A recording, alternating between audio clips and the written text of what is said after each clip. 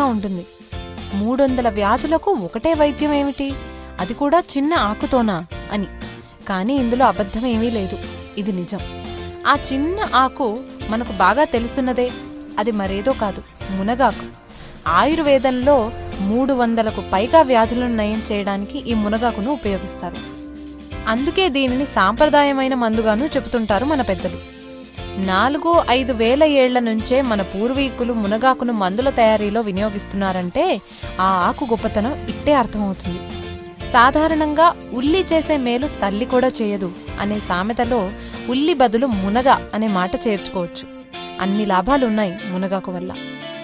అద్భుతమైన పోషక విలువలు ఉండడంతో పాటు అమోఘమైన ఔషధ లక్షణాలు కూడా ఉన్న మునగాకు గొప్పతనాన్ని ఇప్పటి వరకు చాలామంది తెలుసుకోలేదు. ముఖ్యంగా సిటీలో నివసించేవాళ్లు అస్సలు తెలుసుకోలేదు. అయితే మన అదృష్టం ఏమిటంటే కూరగాయల వ్యాపారుల కళ్ళు